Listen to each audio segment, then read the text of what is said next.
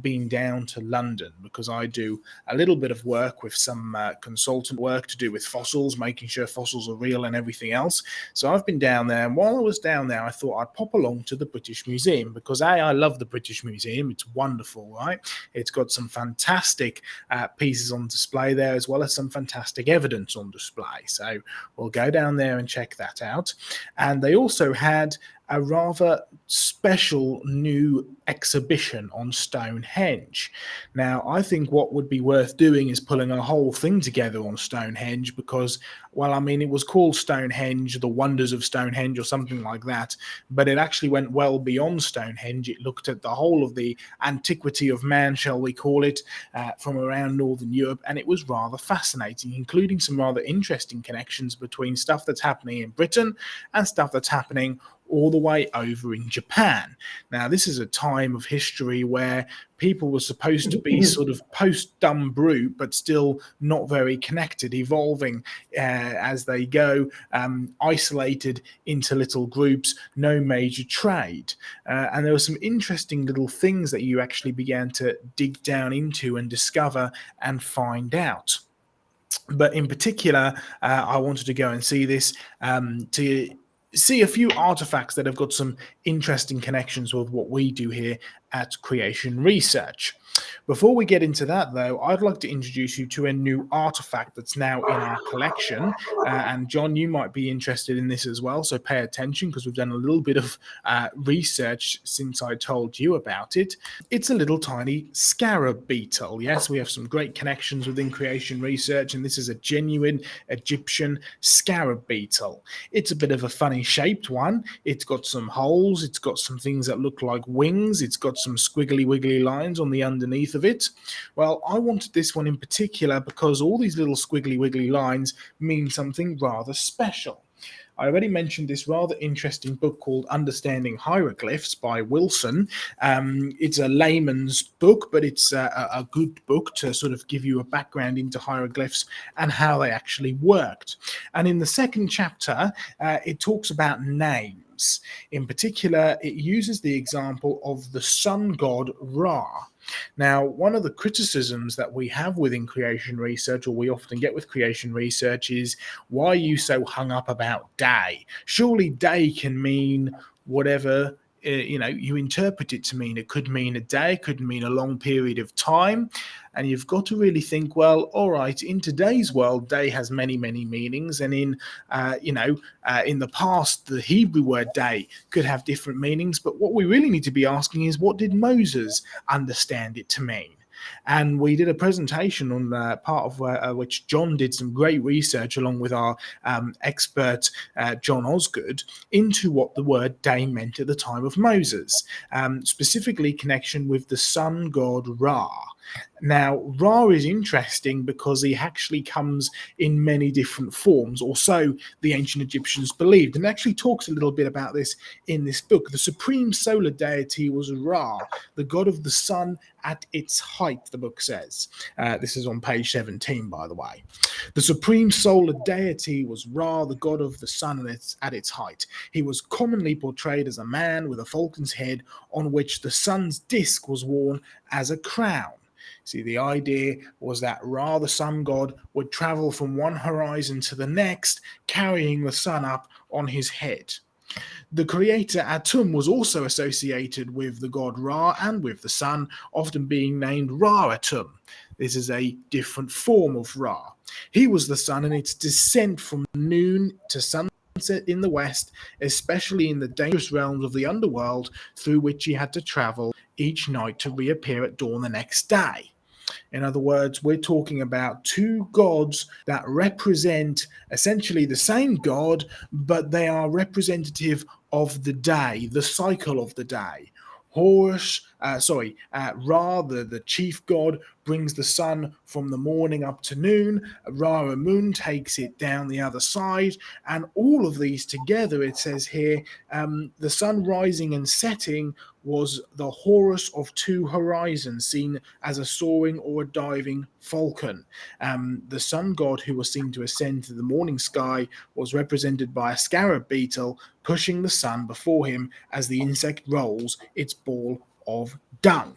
In other words, the way that the Egyptians understood the sun, the way that they understood the day, the way that they understood the way that the cosmos worked was based around the chief god Ra, represented by 3 or 4 different individuals who looked after the sun at different periods of the day. And the day was considered from when the sun went up, it went down into the underworld, background, and up again. And it was looked after by these 4 different deities, which were represented by the one chief deity, Ra. And what we have is an accumulation of all of this on one single scarab beetle. Here's some diagrams for you. On the top, you can see the Ra disk, the crown of Ra, the representation of the sun. On the back, you can see the wings of Atum, which is the falcon one that would take the sun from noon down into the underworld. And you also have the scarab beetle of Khepri, which represents the looking after of the sun in general. Finally, on the underneath, you have a symbol of the underworld. In other words, you have representation of morning, evening, the sun moving from horizon to horizon, being looked after the different gods. Here you have a scarab beetle, which represents a day, and it is connected to celestial bodies. It is connected to the earth turning round, or as the ancient Egyptians believed, the sun being carried over by the gods. There's no doubt about it. This scarab beetle, in connection with Egyptian cosmology and Egyptian sort of theology, if you like, polytheology, is a literal interpretation of a 24-hour day, something that would occur every day.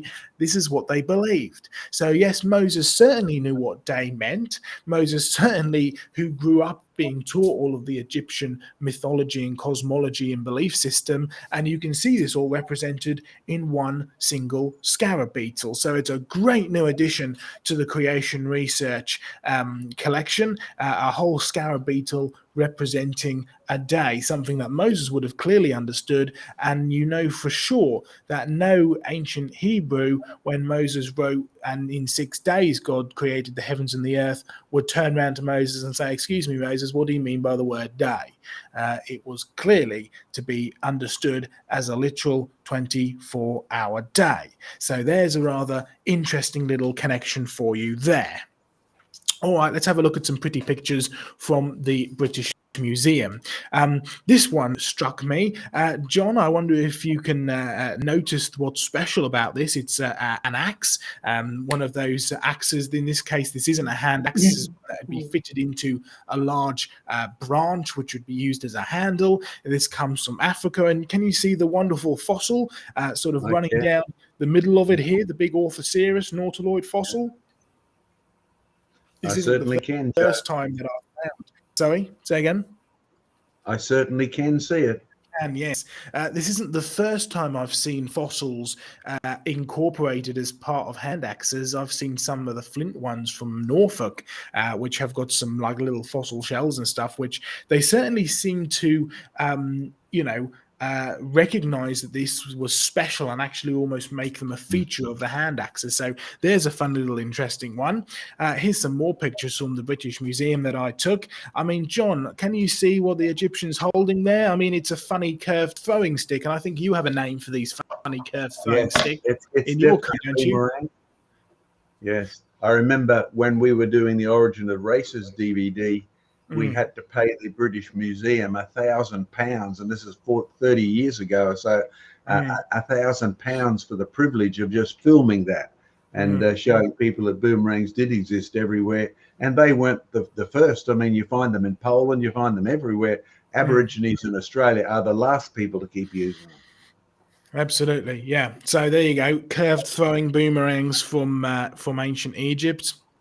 And of course, this rather spectacular display, the sun disk, which also rather interestingly has connected the day as well. I mean, it's a famous piece from Germany. It's absolutely beautiful, stunning. The gold is made from gold from Cornwall. The bronze is made from or in Northern Europe. Bronze is, of course, made of tin and copper. But let's just pull up my little, where's my thing gone? Here we go. Let's get a little pointer up here.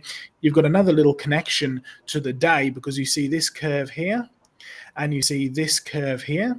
These are representative of the two horizons. See, there's no doubt about it. Sun, moon, and stars have been worshipped as gods ever since, well, ever since mankind rejected the one true God, right? But it's amazing how intricately the beliefs and religious beliefs have been associated with sun, moon, star, celestial bodies, the things which God said were for times and for signs and for seasons. And this seems to be not only a calendar and a predictive calendar, but also something that was revered as a thing of worship. But it has connection to the day as well, because you have the two horizons on the east and the west, which the sun and the moon would travel between. And of course, that happens in a 24-hour cycle. So there's a rather little interesting connection as well.